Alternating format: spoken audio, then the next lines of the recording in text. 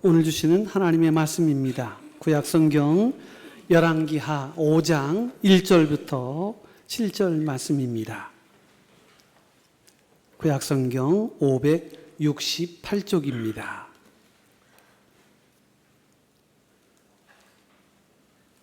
말씀을 받들어 봉독합니다.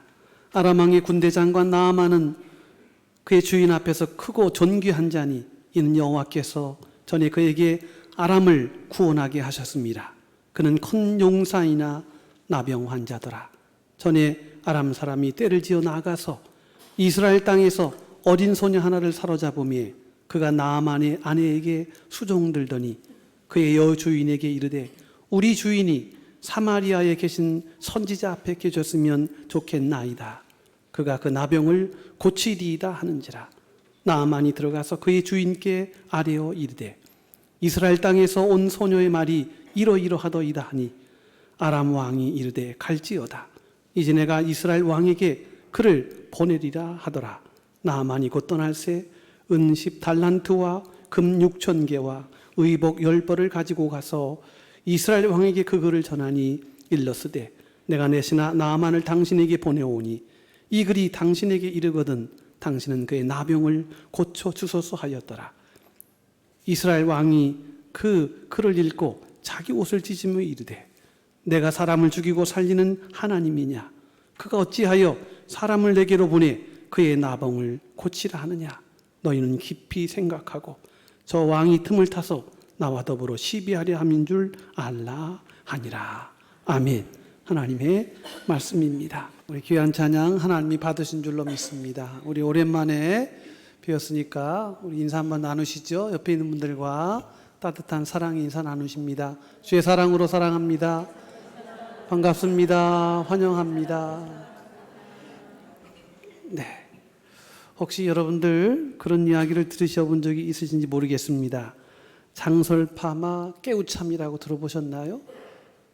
들으신 분도 계실 줄로 압니다. 마법의 주문 혹은 마법의 가루 혹은 마법을 만들어가는 아주 중요한 음식을 만드는 재료 중에 이 장설파마 깨우참이 있다고 하는 이야기입니다. 음식을 잘 못하는 사람도 장설파마 깨우참만 하면 아주 마법이 일어나게 된다는 그런 이야기입니다. 여러분 상상하시겠습니다만 장설파마 깨우참은 다른 게 아니고요. 장은 모든 고추장, 된장, 쌈장, 간장 이런 젠장까지 포함해서 이것은 모든 음식의 베이스가 되는 가장 중요한 재료라고 합니다. 그래서 장설파마 깨우참에서 장자가 들어가는 요 음식은 요 재료는 2번을 넣고 나머지 것들은 다 1번을 하는, 그래서 2대 1대 비율로 모든 음식에 넣으면 음식이 정말 마법 같은 그런 맛이 날 수 있다고 하는 것입니다. 여러분 정말 그런 마법이 있다면 얼마나 좋겠어요? 저도 한번 장설파마 깨우참으로 2대 1대 1의 비율을 해봤더니 영 못 먹겠더라고요. 그런데 이게 마법이라고 하니 또 그렇게 보는 사람도 있구나 하는 생각을 가지게 됩니다. 여러분 우리의 신앙생활도 마찬가지입니다. 예수를 믿기만 하면 마법이 펼쳐지는 게 아닙니다. 예수를 믿는 것은 시작이요. 그러나 예수의 삶이 내 삶을 변화시키고 그렇게 해서 이 구원의 기쁨과 감격이 내 삶 속에 행실로, 현실로, 그리고 행함으로 온전히 빚어지고 나와질 때 그때 아름다운 역사가 이루어지는 것이죠. 그런 의미에서 구원의 교리는 예수 그리스도를 믿는 믿음에서 시작하는 것이나 그러나 그것이 모든 것의 궁극적인 목표가 아니고 구원을 받은 성도들이 구원받은 성도답게 예수 안의 삶으로 변화받아 그래서 예수님이 기뻐하시고 예수님이 또한 우리를 통해 원하시는 거룩한 삶의 자리로 성숙하고 성장해 가는 것, 우리는 그것을 성화라고 합니다. 이 성화의 모습은 여러분 그냥 교회만 열심히 다녔다고 되는 게 결코 아닙니다. 장설파마 깨우참처럼 그냥 넣기만 하면 마법의 맛이 나오는 게 아닙니다.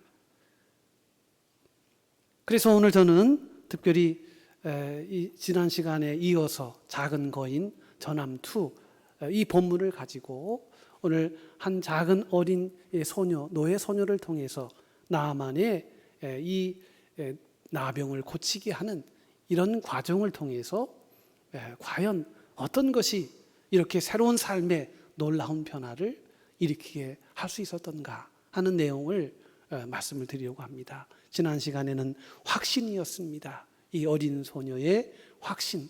비록 노예 소녀였지만 그러나 그가 알고 있는 이스라엘의 엘리사 선지자는 모든 병을 고칠 수 있는 하나님의 종이다.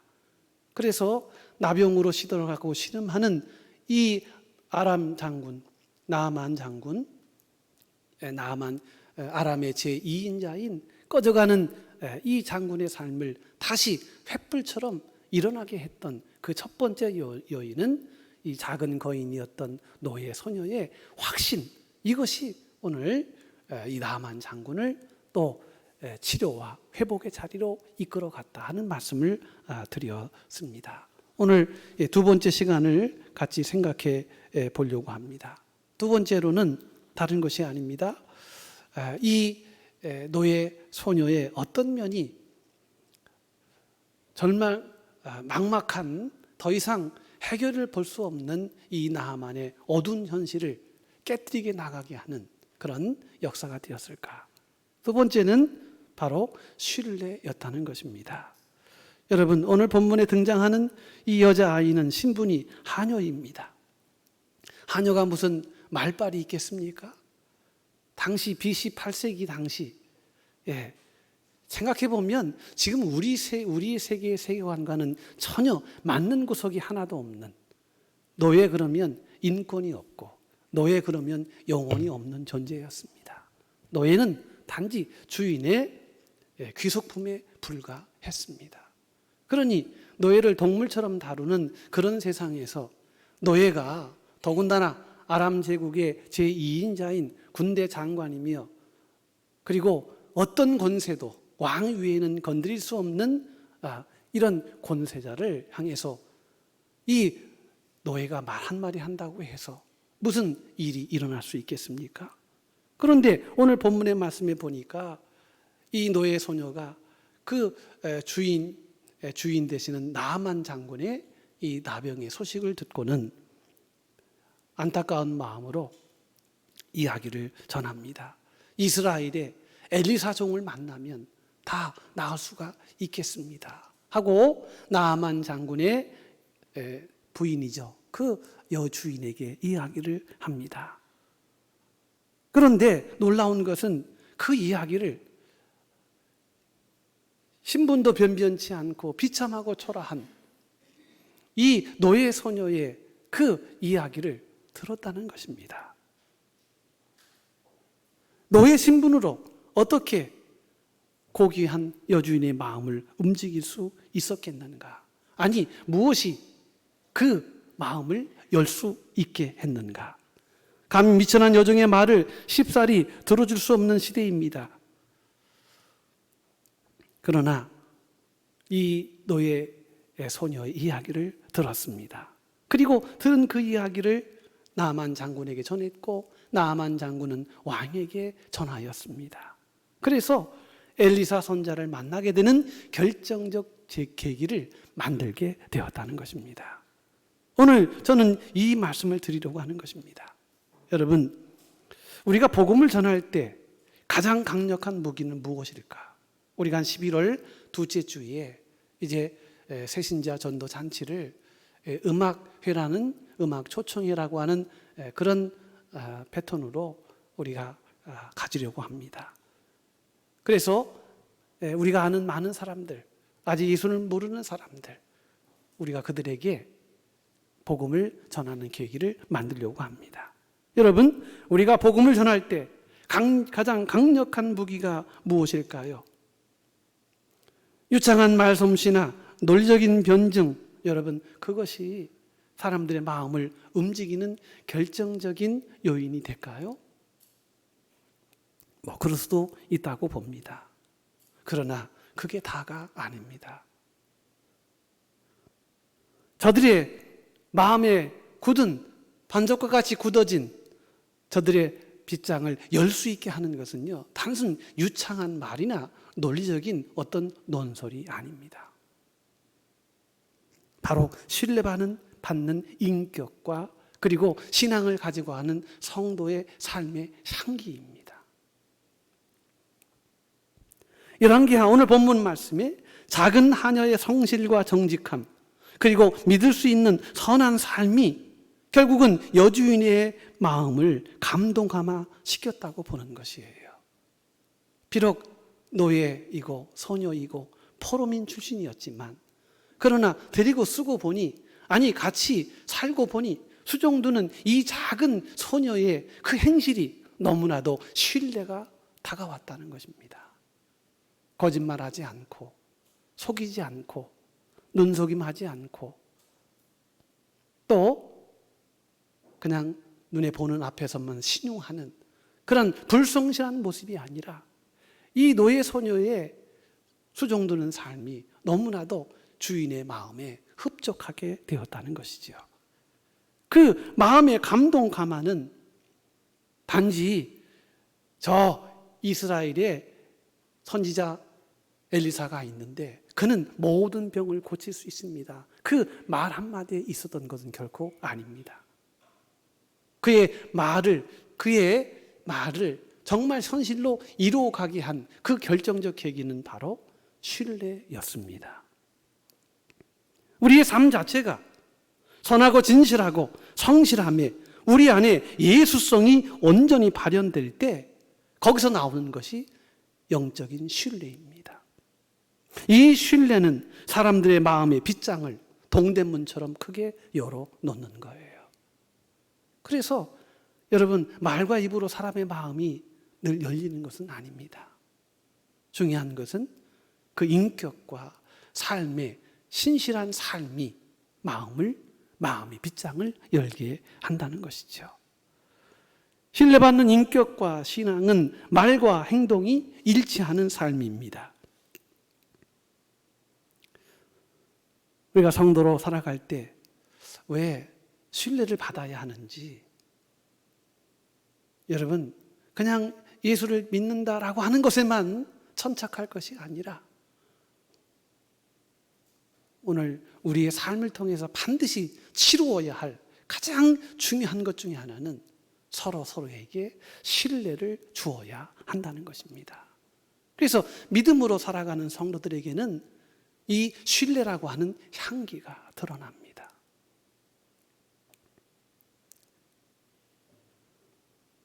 신뢰받는 인격과 신앙, 말과 행동이 일치합니다.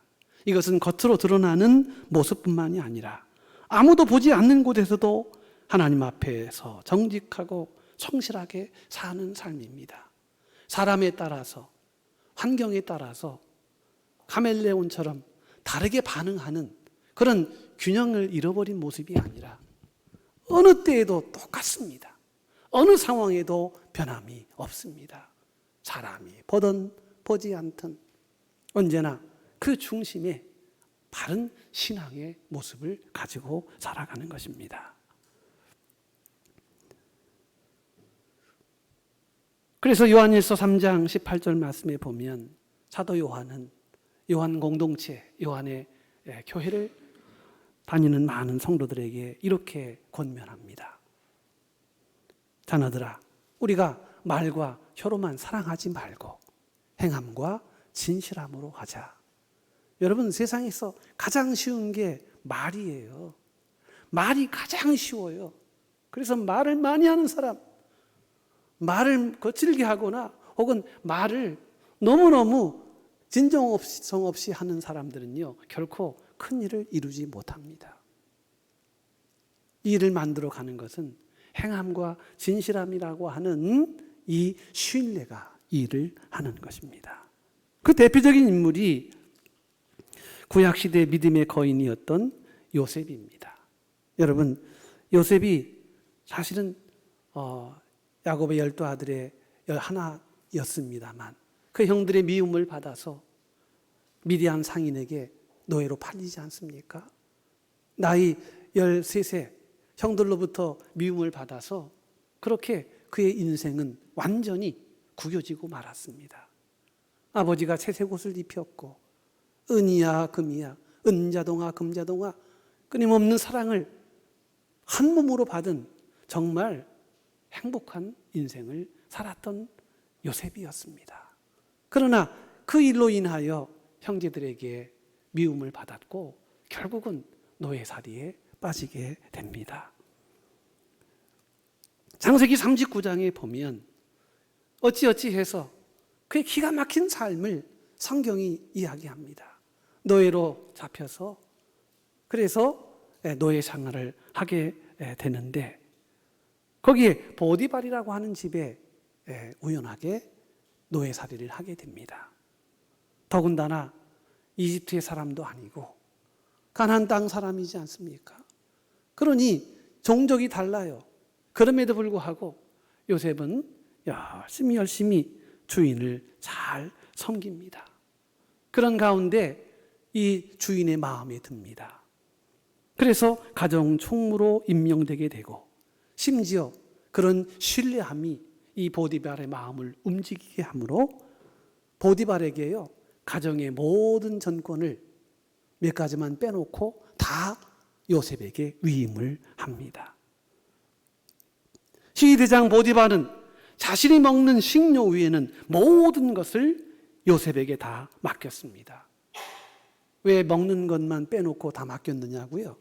여러분, 그 가나안 사람, 그러니까 이스라엘 사람과 히브리인들이죠. 이 이집트인들은요 먹는 음식이 다릅니다. 그렇기 때문에 저들이 가리는 음식도 있고 반드시 먹어야 할 음식이 있기 때문에 음식만큼은 손대지 못하게 하고 나머지 모든 것들의 가정에 관한 업무와 일에 대해서만큼은 모든 것을 다 위임하게 되었단 말입니다. 보디발이 요셉을 신뢰하는 정도는요 이제 더 이상 갈 데가 없어요. 음식 먹는 것 외에는 모든 정권을 다 주었기 때문입니다. 보디발의 히브리 노예인 요셉에 대한 신뢰는 가히 도에 그리고 분에 넘치는 과분한 조치였습니다. 여러분, 그렇게 신뢰를 받으니까 요셉의 앞길에 그 불운했던 어린 시절에 형제들부터 쫓김받고 그리고 한많은 세월을 살아야 했던 그 멍든 마음에 새로운 기회가 생기게 되었습니다. 바로 이때부터였습니다. 여러분, 우리가 신뢰를 받으면 신뢰가 우리를 위해 일하는 거예요. 이걸 아셔야 됩니다. 내가 한번 신뢰받으면 신뢰를 지킬 때까지 신뢰가 일을 하는 거예요.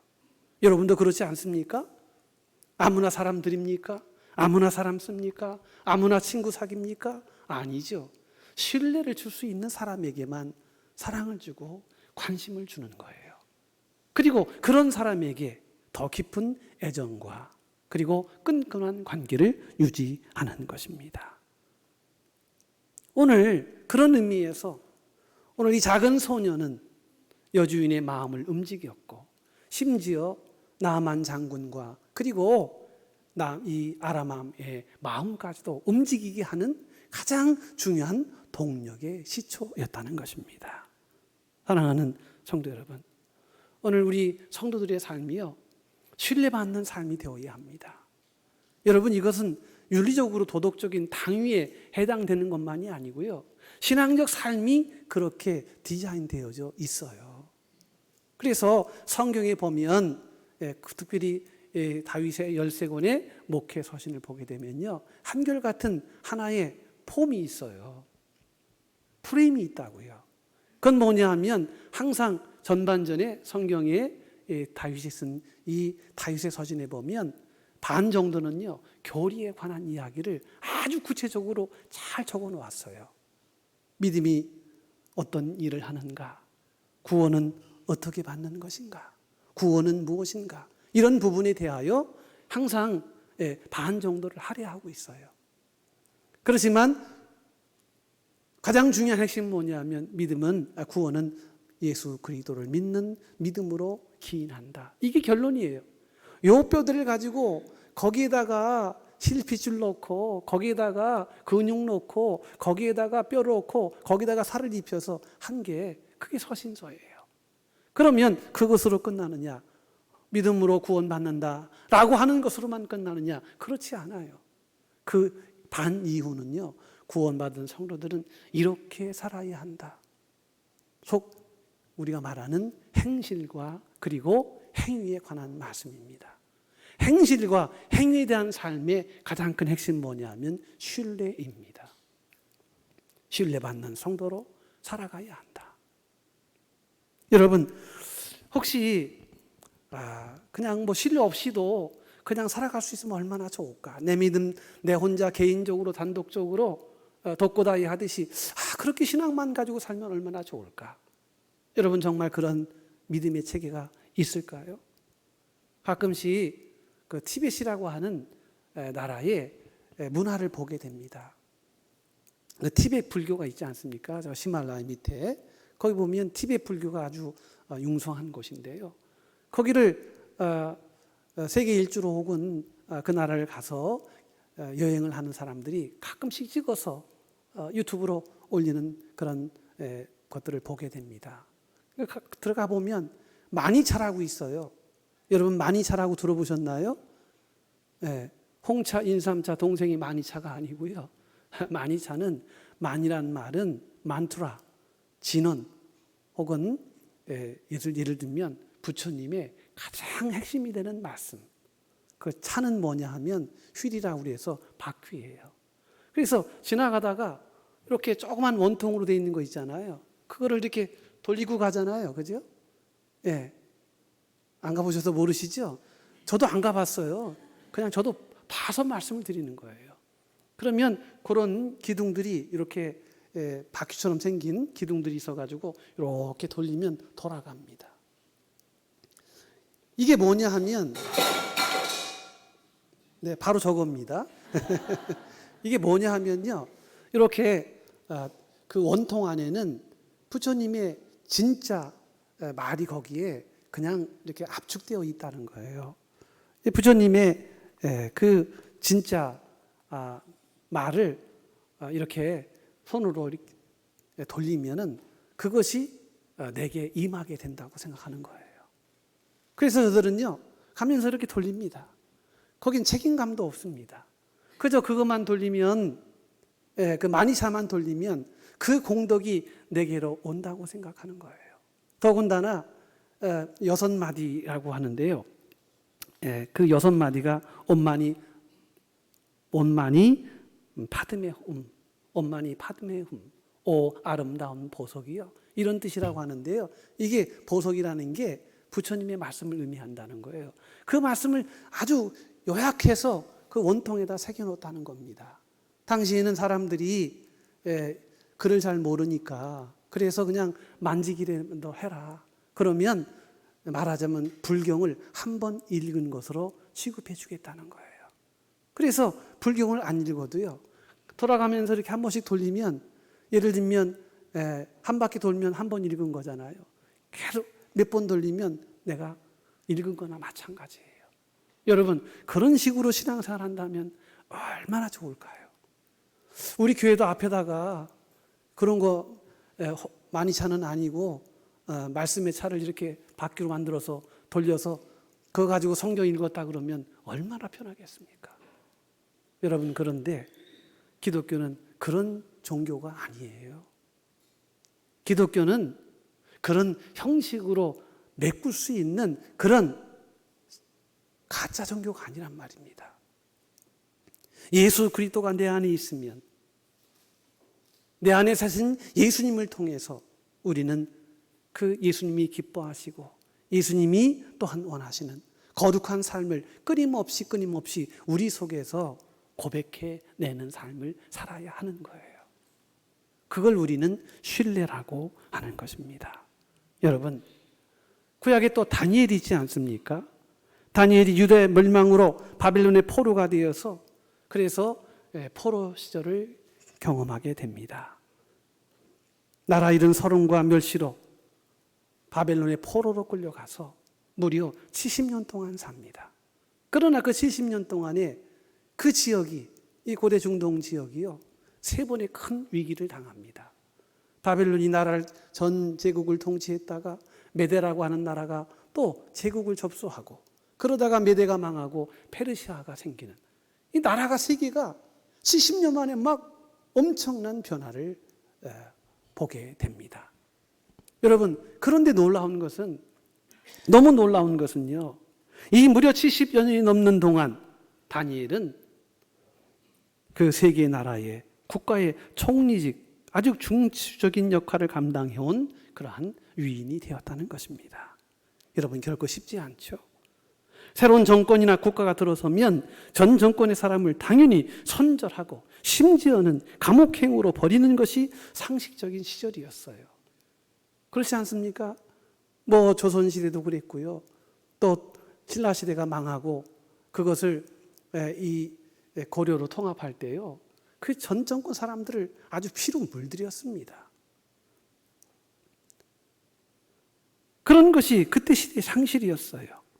새로운 왕국과 새로운 나라에, 그럼에도 불구하고 이 세 개의 나라가 변화되었음에도 다니엘은 급부상하여 선한 영향력을 드러내는 그러한 당시 세 제국의 위인이었단 말입니다.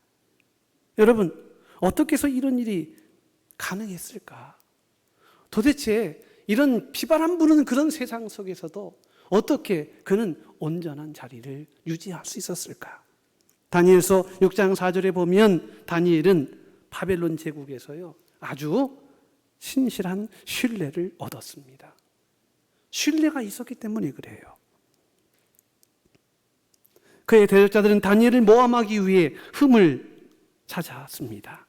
그래서 다니엘서 6장 4절에 보면 오늘 말씀입니다. 다니엘이 흠집이 없는가, 이름이 정말 신뢰할 수 없는 그런 나쁜 놈인가 아닌가를 일종의 첩보기관을 통해서 다 완전히 털털 털어버립니다. 그런데 다니엘서 6장 4절에 보니까 이렇게 성경은 보도합니다. 그들은 다니엘에게서 아무 흠도 찾지 못하였으니 이는 그가 충성되어 아무 그릇됨도 없고 아무 허물도 없음이었더라. 여러분, 그의 인격과 삶은 신뢰로 가득했다는 것입니다. 털어도 먼지 한 톨 나오지 않는 온전한 행실로 인하여 대적자들은 오히려 신뢰했고 그를 인정했다는 것입니다. 여러분, 어떻게 이런 일이 가능할까요? 제가 말씀드렸잖아요. 우리가 신뢰받는 사람이 되면 그 이후부터 신뢰가 일을 하는 거예요. 그의 신뢰성은 생명을 위협하는 상황에서도 흔들리지 않는 굳건한 여호와의 신앙에서 비롯되었습니다. 여러분, 하나님을 잘 믿으면 신뢰받는 사람이 된다는 것의 표징이에요. 예수를 잘 믿으면 사회에 선한 영향력을 보일 뿐 아니라 신뢰받는 모범적인 표본이 될 수 있다는 것입니다.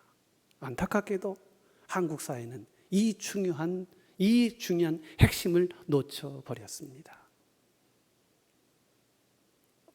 저 서울 교도소, 저 창원의 교도소, 이 땅의 교도소의 5분의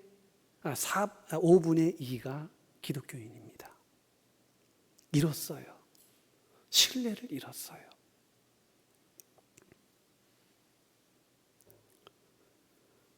오늘 다니엘은 굳건한 여호와의 신앙으로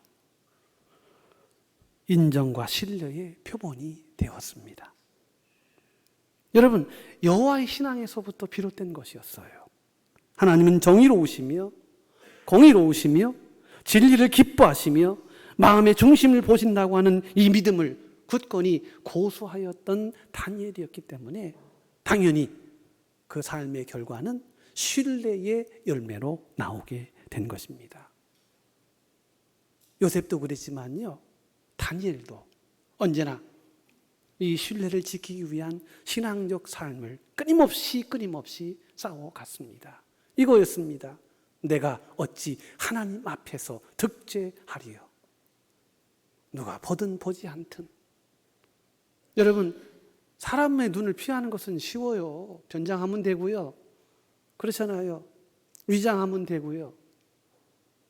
변장, 위장, 화장하면 다 가려지잖아요. 여러분, 김이 죽은 게 그거 화장하면 가려지잖아요. 물론 세수 한번 하면 그 본 바탕이 하루 만에 다 들키기 되긴 하지만요. 그러나 여러분, 그것은 오래가지 못하는 거예요. 다니엘은, 요셉은 내가 하나님 앞에 어찌 범죄하리요. 하나님이 나를 보고 계신다. 하나님이 지금 나를 보고 계신다. 이 신앙의 삶이 다니엘의 삶을 신뢰받는 인격으로 높임받게 했던 것입니다. 여러분, 성도들도 신뢰를 받는 인격으로 살아가야 합니다. 그냥 만이차 돌리듯이 그래서 다 떼어지는 신앙이라면 얼마나 좋겠어요. 그러나 여러분, 신앙은 그런 얄팍한 게임이 아닙니다. 내 인생과 삶을 걸고 끊임없이 말씀 앞에 도전하며 말씀으로 변화받으며 말씀으로 결단하는 삶의 연속인 것입니다. 거기에서 나타나는 결정체가 바로 credibility, 신뢰인 것입니다. 오늘 우리 사회도 신뢰가 기본이잖아요. 카드를 쓰는 것도 그 신뢰가 되니까 주는 거잖아요. 여러분, 신용도 떨어지면 여러분 대출도 안 해주잖아요. 신뢰가 중요하단 말입니다.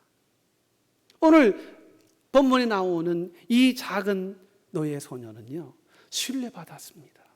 그래서 정말 어마어마하게 높으신 그 여주인에게도 인정받게 되었고, 그의 말이 온전히 새로운 열매를 맺어가는 그런 갈림길을 만들어 냈다는 것입니다.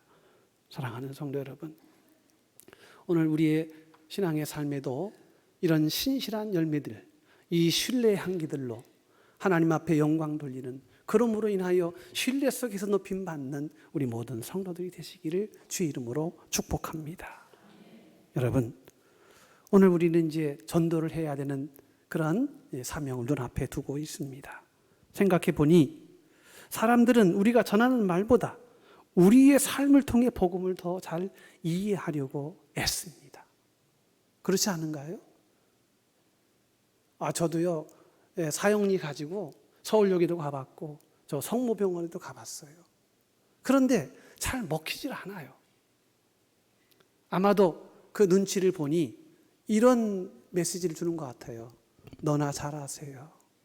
너나 잘하세요. 이런 느낌을 종종 받습니다. 복음을 전하지 말자는 얘기가 아닙니다. 복음을 좀 더 효율적으로, 복음을 좀 더 영향력 있게, 복음을 복음되게 하는 그런 길들이 분명히 있을 거란 말입니다. 그러니까 세상 사람들은요, 우리의 삶을 통해 복음을 이해하고자 합니다. 이게 무슨 말이냐면요, 우리가 예수를 잘 믿는지, 우리가 인간적 삶을, 기본적 삶을 잘 살아가고 있는지, 말만 하는 사람인지, 그것을 눈으로 보고 판단하겠다는 것입니다. 우리가 말하는 것과 고백하는 것과 다르게 산다면 안타까운 일이지만 예수의 복음은 무력하고 힘을 잃게 될 것입니다. 너나 잘하세요. 지도 잘 못하면서. 우리가 믿는 믿음의 도리인 예수 그리스도의 복음은 마치 텅 빈 깡통이 울리는 소리처럼 공허하게 들릴 것입니다. 복음의 메시지에 권위를 부여하고 듣는 이의 마음을 움직이게 하는 가장 강력한 설득력이 바로 신뢰이기 때문입니다.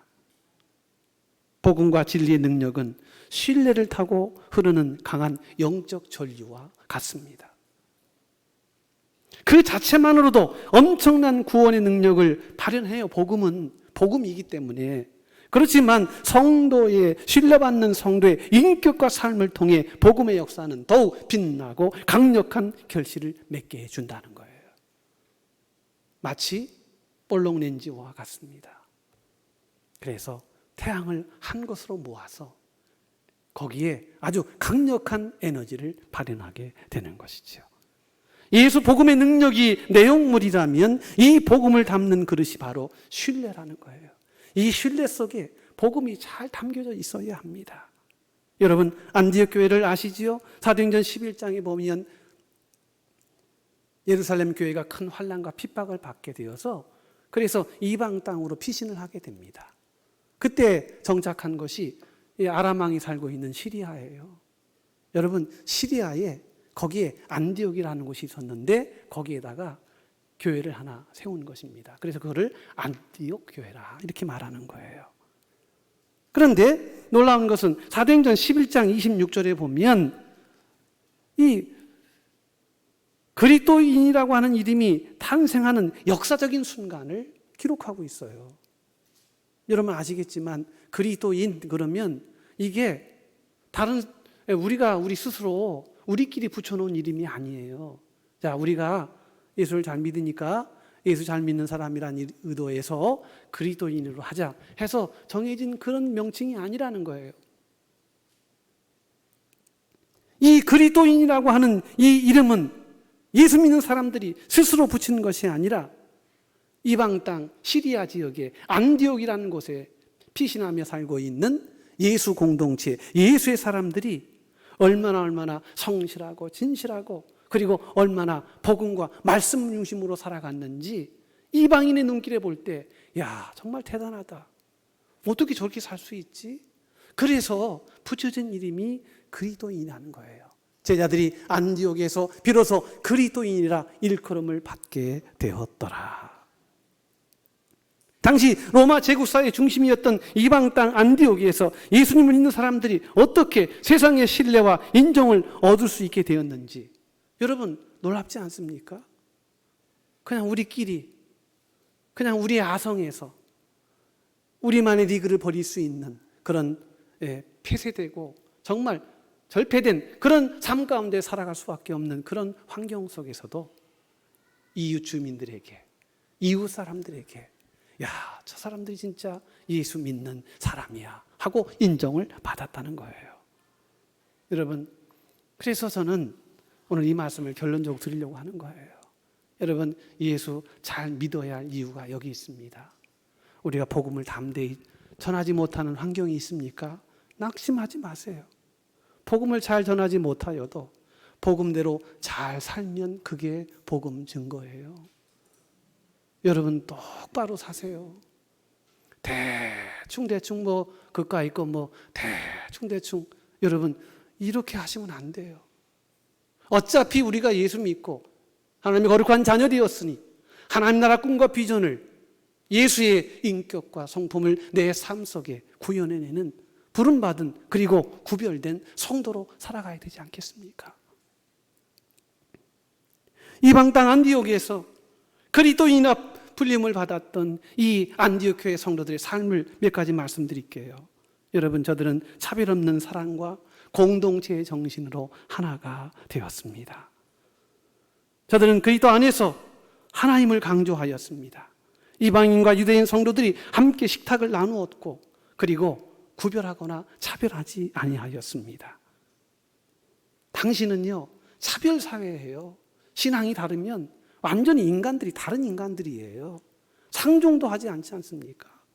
그런데 그 이방 땅에서 복음의 마음으로 마음을 열고 비록 저들이 예수 믿지 않지만 그러나 저들도 언젠가 예수의 생명에 거듭날 하나님의 자녀임을 믿고 그래서 미래에 하나님의 세대가 될 것임을 믿고 저들을 형제 자매로 여겼다는 것입니다. 저들에게 끊임없는 감동을 줍니다. 이전에 보지 못했던 차별 없는 사랑과 진정한 형제를 함께 나누었습니다. 이기심과 계급 차별이 만연했던 로마 사회와 극명하게 대비되는 그리스도인들이 서로를 진정으로 섬기고 사랑하는 그러한 모습으로 많은 사람들에게 영향을 미쳤다는 거예요. 그래서 신뢰를 받게 되었다는 거예요. 두 번째는 물질적 나눔과 헌신입니다. 안디옥 교회는 단순한 영적인 교제를 넘어 실질적인 삶의 나눔을 실천했습니다. 그래서 사도행전 11장 29절에 보면 예루살렘 모 교회가 기근으로 어려움을 겪는다는 소식을 듣고 안디옥 교회 성도 한 사람 한 사람이 심 닿는 대로 마음을 모으고 예물을 모아 어려운 이 모 교회인 예루살렘 교회를 위하여 헌금을 합니다. 당시 자신들의 형편도 넉넉하지 않았지만 멀리 떨어진 예루살렘 교회를 위하여 기꺼이 한 마음으로 동참합니다. 이것은 단순히 자선행위가 아니라 예수 그리스도의 사랑을 실천하는 헌신적인 나눔이었다는 것입니다. 안디옥 사람들은요, 그리스도인들을 그렇게 이해했습니다. 차별을 넘는 사람이구나. 사회적 약자, 어렵고 힘든 자들을 도와주는 진정한 인류의 화신들이구나. 그런 모습 속에 저들은 감동을 받게 되었던 것입니다. 사랑하는 성도 여러분, 어려운 이들을 위해 마음을 쓰고 저들을 위해 돕는 일이 또한 선한 그리스도인의 모습인 줄로 믿습니다. 단지 우리가 종교적인 친선 모임에 그치는 것이 아니라 우리만의 아성을 쌓고 우리만의 리그를 벌이는 것이 아니라 모든 인생들을 구원하시기 위해 십자가를 지셨고 죽으셨고 부활하신 이 주님의 놀라운 은혜를 힘입어 진정한 이타심을 가지고 우리 주변을 구원하는 일에 또 아낌없이 나누는 일에 함께 동참하는 성도의 모습으로 온전한 신뢰를 주어야 한다는 것입니다. 마지막입니다. 안디옥 성도들은요, 자신이 믿는 예수님을 삶의 모든 영역에서 닮아가려고 노력했습니다. 당시 이방 사회는 도덕적으로 타락했고 방탕한 문화가 만연했습니다. 우상 숭배와 음란한 축제들이 일상적이었습니다. 그러나 그리스도인들은 이런 방탕하고 험한 문화에 휩쓸리지 않았고 정직하고 성결하며 순결한 삶을 살았습니다. 그들은 가정과 직장에서 맡은 바 일에 충실했고 거짓이나 부정한 이익을 취하지 아니하였습니다. 그래서 안디옥 시민들이요, 이런 그리스도인들의 경건한 삶을 보면서 야, 정말 놀라운 사람들이다, 이렇게 큰 은혜를 입게 되었다는 것입니다. 여러분, 저들의 신앙이 단순히 내세 구원만을 약속하는 종교가 아니라 현재 삶을 변화시키는 능력 있는 신앙의 사람인 것을 안디옥 사람들이 알게 되었다는 거예요. 우리 기독교가요, 내세만을 추구하는 종교가 아닙니다. 지금의 이 생의 삶을 변화시키고 이 생의 삶을 하나님의 거룩함으로 만들어가야 하는 이런 역사도 우리에게 있다는 것입니다. 저들의 고결한 인격과 책임감 있는 행동은 주변 이웃들에게 깊은 존경을 주었고, 그래서 그리스도를 따르는 사람이라는 의미로 그리스도인이다 하는 명칭을, 별명을 지어 주었다는 것입니다.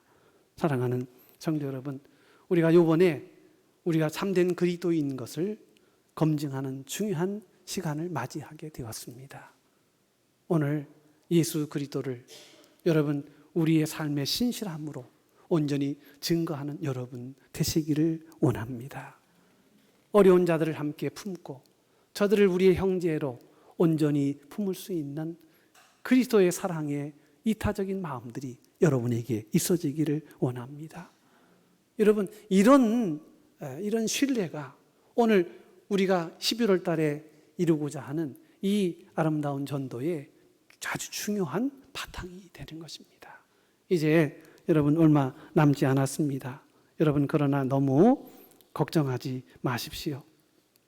저들을 향해서 따뜻하고 진솔한 마음으로 기도하시고 저들을 향해 아름답게 섬기는 시간들로 신뢰를 주는, 그래서 저들을 주께로 인도하는 우리 모든 성도들이 되시기를 원합니다. 주변에 믿지 않는 분들에게 따뜻한 사랑과 섬김으로 신뢰를 얻으십시오. 인정받으십시오. 그때 하나님의 나라는 역사하게 되는 것입니다. 오늘 그런 마음을 가지고 오늘 우리에게 주신 귀한 이 선교적 사명을 잘 감당하여 또 11월 둘째 주에 있을 이 귀한 일들의 선한 열매가 풍성히 맺혀지는 기쁨으로 가득하시기를 주의 이름으로 축복합니다. 아멘. 하나님 감사합니다. 오늘 작은 소녀의 그 신뢰받는 삶으로 놀라운 기적의 문이 열렸던 것을 압니다. 우리가 신뢰를 받으면 신뢰가 하나님을 통해 역사하시는 놀라운 또한 통로가 됨을 믿습니다. 우리 성도들 신뢰받는 성도 되게 하옵소서. 말씀으로 잘 살아내게 하여 주옵소서. 예수를 닮아가는 성도 되게 하옵소서. 예수를 생각하고 예수를 품고 예수를 말하며 예수의 삶을 온전한 향기로 드러내는 참된 그리스도인으로 하나님께 영광 돌리게 하옵소서. 오늘도 주의 종들이 함께 주의 말씀 앞에 엎드려 싸우니 은혜 베풀어 주시고 한 주간 세상을 이기는 능력과 힘을 공급하여 주옵소서. 예수님의 이름으로 감사하며 기도 올리옵나이다. 아멘.